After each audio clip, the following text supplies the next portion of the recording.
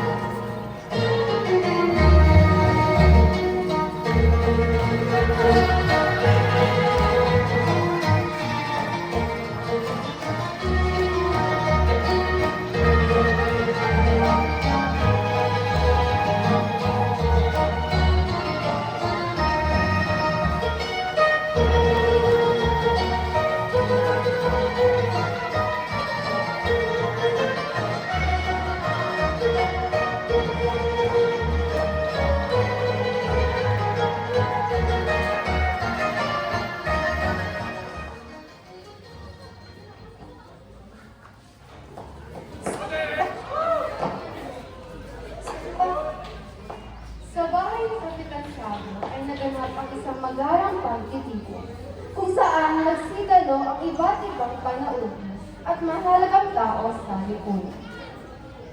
Kaya mo ng bansang ito, iba rito kayo sa Madrid. Puno pa ng mga inyo. 20 taon ako naglikod sa San Diego. Ngunit ilan pa lamang ang nagatid. Mga walang utang na loob. Magdahan-dahan yung Father Duck. Pagkat nasa loob tayo ng bahay ng isang Indio. Tama siya, Reverencia. Baka magdamdam si Kapitan Shadow. Huwag kayong mag-alala. Matagal na hindi itinuturing ni Tiago ang sarili niya bilang isang Indio. Malayong-malayo siya sa ganong taong walang gala. Natigilan ang lahat nang biglang dumating ang may bahay, si Kapitan Shadow, kasama ang isang mukhang galing sa mahabang paglalakbay. Mga ginoo, kinalala ko ay pakilala sa inyo si Senyor Ibar, ang anak ng mga kaibigan. Maligaya po tuloy, Senyor Ibar. Nagagala kita makita mo si Senyor Ibar. Gracias, señora y señora.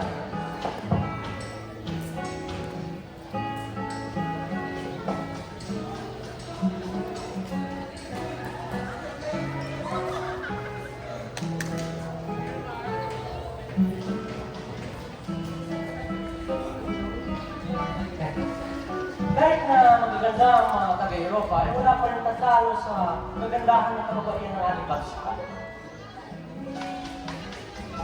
So, kasi ni Juanita, marami na idalang mga ngilingduhan mula sa ibang bansa.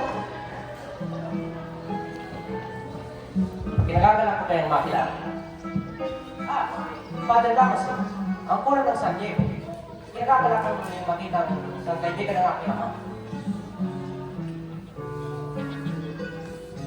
Ay, mukhang nagkakamali ata ako. Patapos na siya. Hindi ka nagkakamali dyan, iho. Ngunit, hindi ka kailanman naging matalik na kaibigan ng iyong ama. Mga mahal kong panauwi, kada na nga po na. Halika tayo tapat.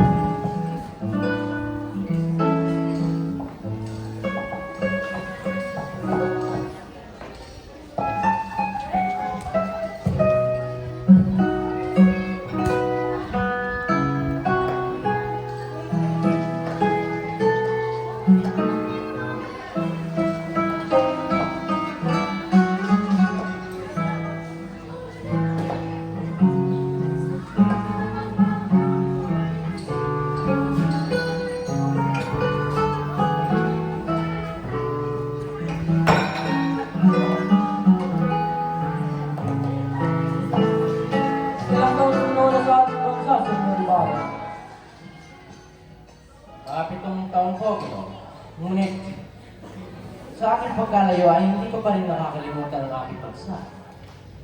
Totoo ba yun, hombre? Opo, Doña Victoria. Subalit, kahit na ako ay nasa Europa, ay madalas ko pa rin alalahan ng mga masasayang alaala ko noon sa Perlas ng Silangan. Sa iyong bansa, mga napungkahan, ano ang pinakamagandang tumatak sa iyong isip?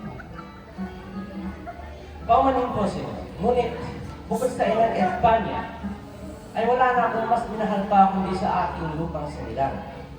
Sa pag-aaral ng kultura at kasaysayan nito, madalas kong maalala o kaya makalimutan ang masasayang alaala ko dito. Kung gayon isa kang bulag na angal, bakit ka pa nag-Europa? Mga natutunan mo'y alam na rin dito. Mga senyores, wag na po kayong magtaka sa aking dating pura dahil dati na po siya kanya. Pero nakakasete naman po na nakakasala niya ang aking ama. Ay nako, naway tanggapin niyo ang aking sincero po ang manhid. Mga senyores, Kapitan Tiago, kakagaling ko lang ako ng Espanya, ngunit kailangan ko na pong lumisan sa Makalawa para sa Los Santos. Hindi ka na ba talaga mapipigilan silang pag-alis? Sana naman may tayo mga akong bulaklak na si Maria Clara. Alam kong matagal ka na niyang hinihintay. Pasensya na po aking ko, ngunit maraming salamat po. Ano naman, di ba? Patubayan ka sana ng Diyos silang pagkalakad. Just gracias po sa amunan. Adios. Iingat ka, di ba? Pagkalis ni Ibarra ay halata sa mukha ni Padre Damaso ang matinding inis tungkol sa buong araw. Kita ninyo?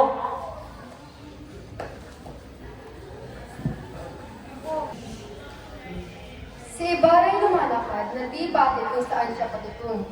Naramdaman niya ang bantay ng isang kamay sa kanyang balikat. Binata, magiging ka sa mga iyong mong kaaway. Ang nangyari sa inyong ama ay dapat maging isang aral sa inyo.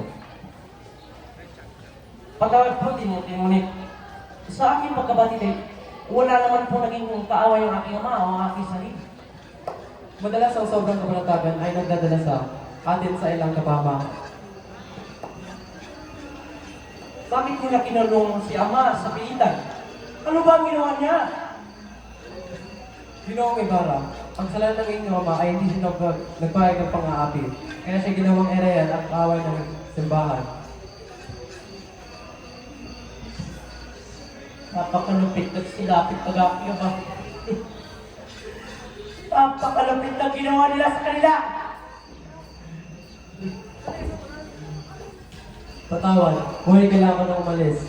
Ipapabay ko na lang lamang kay Kapitan Tiago ng iba para kausapin ikaw. Muchas gracias po, Pinin.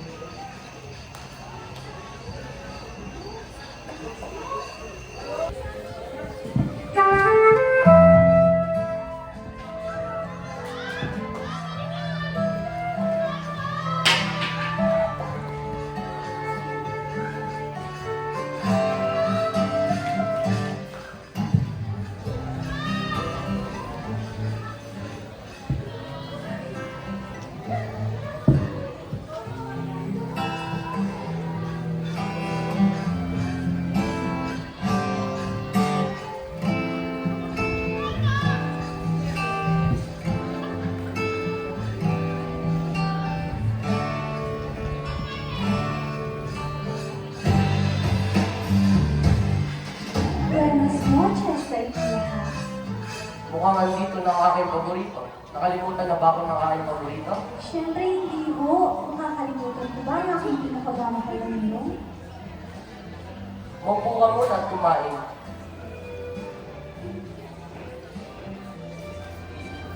Pagkupo ni Maria Clara, palihim siyang naglibot ng tingin sa paligid.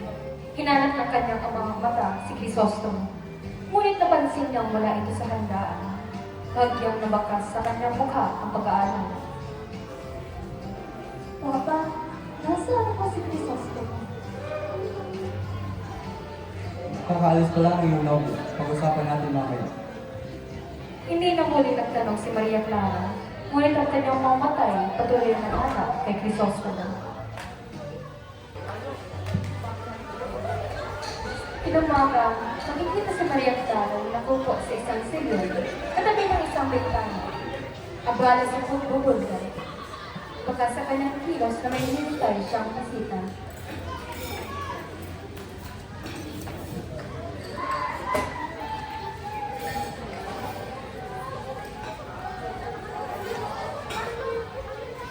Mahabaging Panginoon, tanghali na. Ano kaya ang dahilan ng kanyang pagkakuli? Ang kanyang pagkain ay nabawi ng mga klaseng pabungan sa patapat ng kanilang tahanan.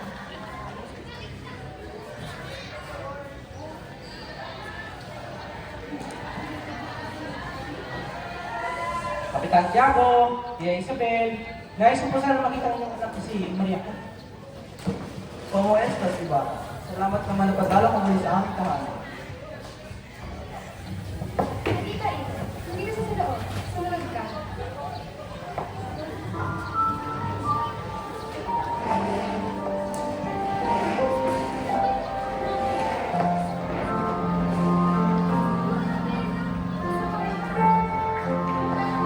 Maria Clara! Crisostomo! Maswerte ako nakipagsundo tayo sa ating mga magulang para ikasal. Dahil kung hindi na ako makakakita na isa pang magandang babae na tulad mo. Sinungaling, hindi ako makapaniwala na sinasara mo ang iyong mga mata pagdating sa ganda ng ibang bilag sa Europa. Isa lang magandang obra mula sa Diyos ang aking sinisinta. Bakit pa mo lahat ng iba? Napakatamis ng iyong hila, Crisostomo. Ang kagandahan ay nasa panlasa ng tao. Ngunit sa aking puso, ikaw lamang ang aking iniibig. Ngunit, patawad, aking sita. Dahil kailangan ko nang lumisit sa iyong piling. Dahil bukas ay totolos ng Diyos. Naiintindihan ko, Ibarra, naway makapagnagtay ka ng ligtas at Diyosa. Paalam, aking minamahal. Pagbabayan ka naman ng may kapal. Halata si mukha ni Maria Clara ang sobrang kalungkutan.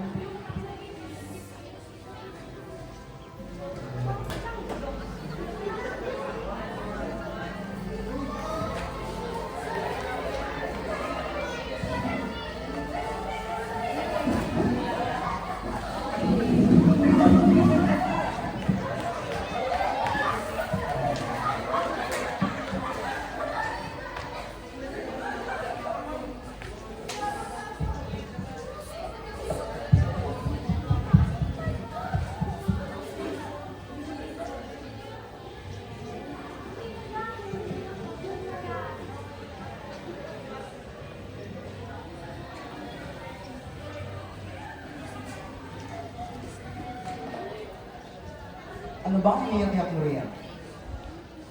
Uuwi na sa Santiago si Ibarra.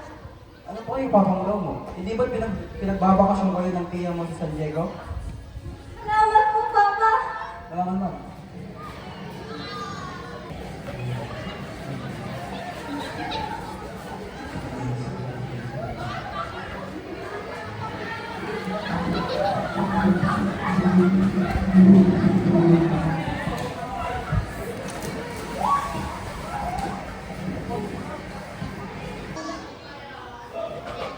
Dahil sa Todos los Santos, noong araw sa iyon, ang sementeryo ng bayan ng San Diego ay nabuhay muli dahil sa pagdasal ng mga tao.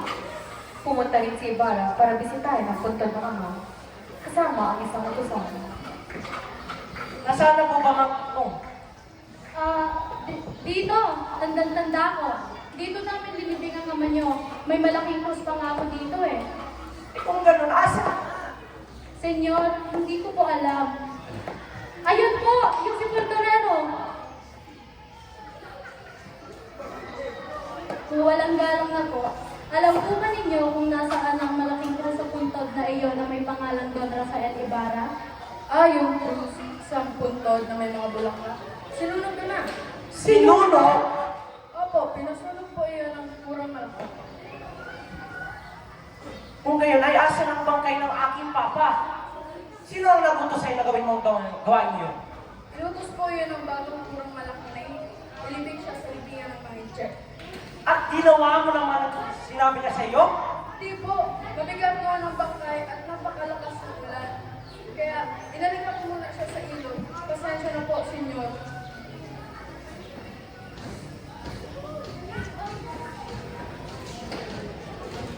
Nang hindi na niya kaya, ay mabilis siyang tumalikod at tumalis. Sa kanyang daan pauwi, ay nakasulubong niya ang kura ng San Diego, si Padre Salvi. Tininan niya sa kasama sa Ibarra. Hinila ang kanyang suot na sutana at kinausap.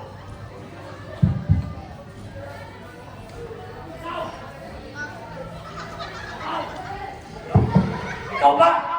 Ikaw ba ang gumawa sa ganong karapastangan na aking ama? Sumagot ka! Oo.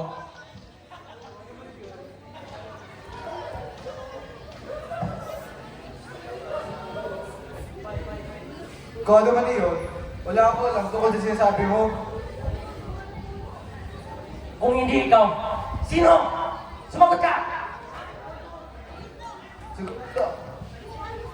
Sigurado ako hindi hinahanap. Kundi ako ang pinalinang kong kura na si Padre Damaso.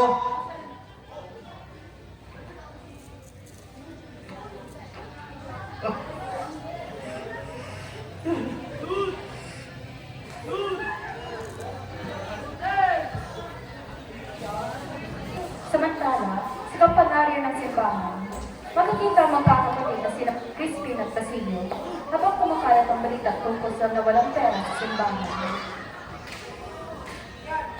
Magpahinga naman tayo. Kakanina pa tayo nakatayo at nagpapatulog na.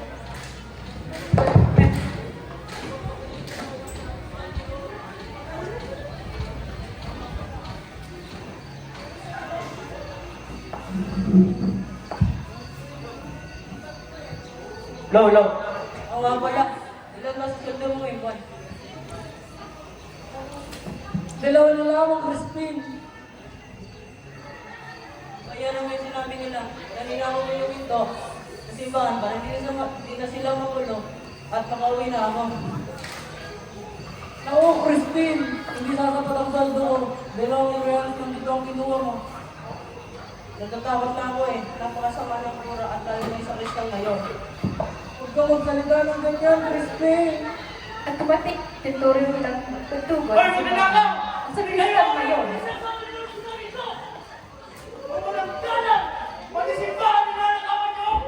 Hindi po kami yun. Wala pa kami ginagawa ito.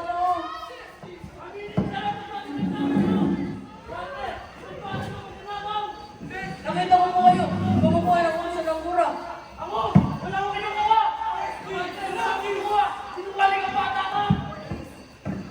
Tama na po, Crispin.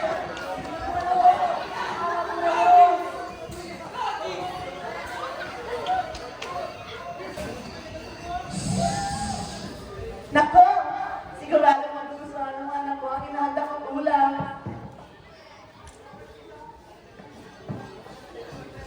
Magugustuhan din ang spinach na yung tomates na may kamatis.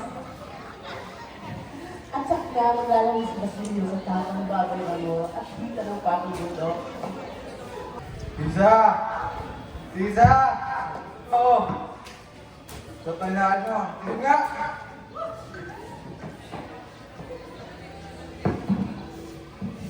Oy, Pedro! Alis ka na! Alis na ako!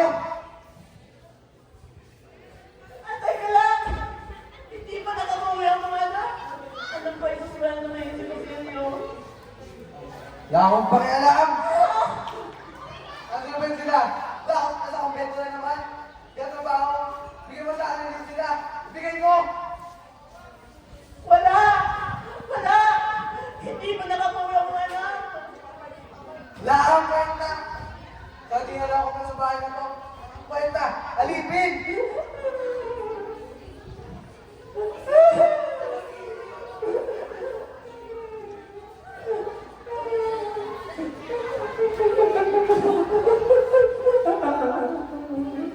Inang! Saan niyo ang pinto? Inang! Ha? Ano nangyari? Naiwan si Crispin. Kinuha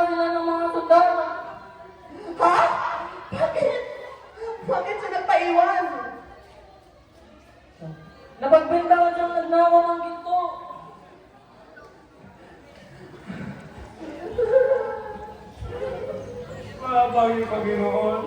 Iligtas niyo po ang aking mga anak.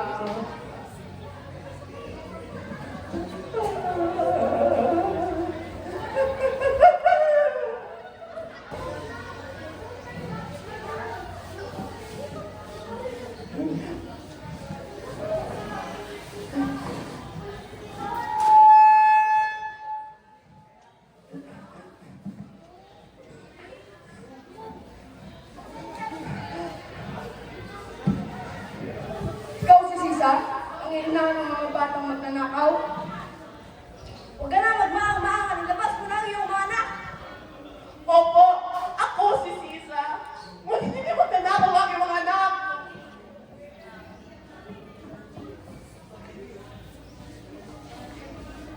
Kung ganyan, dadalhin ka namin sa kwartel.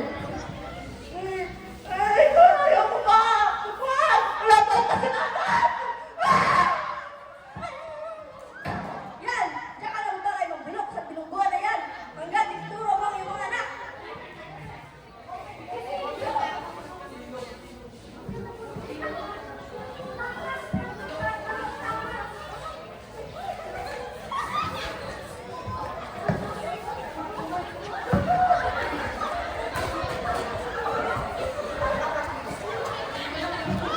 Christine! Basilio!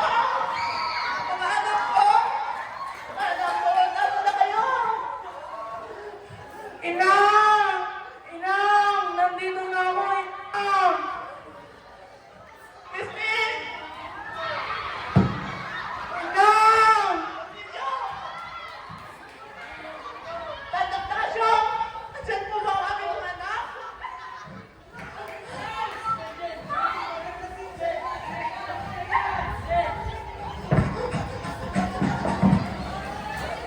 Hoy, ikaw yung mga hinahanap namin bata. Huwag kang gagalaw ng masama.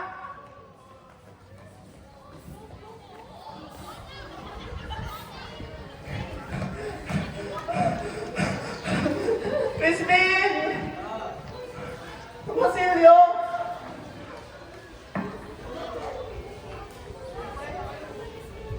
Basilio! Basilio!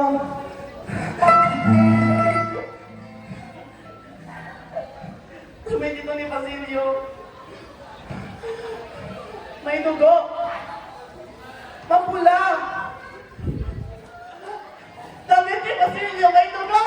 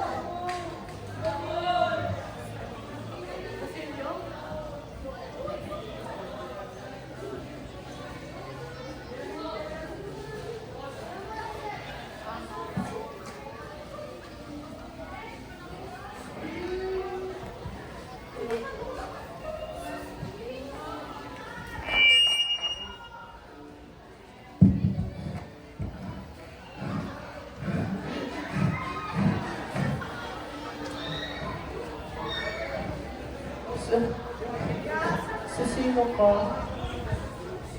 Yung anak, si Basilio. Patay na aking anak. Wala na siya. Ikaw ba talaga si Basilio? Oo, ako yun.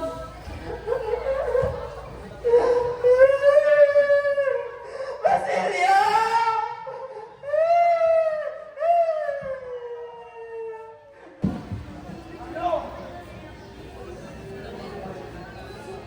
Mami, tingnan niyo ang pinaba.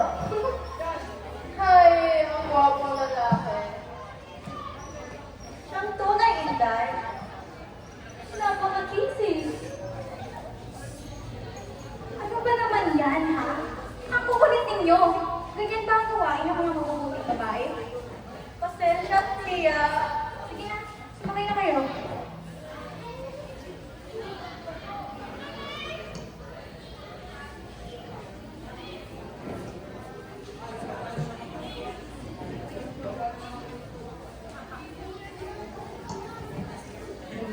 Masipag dasal tayo.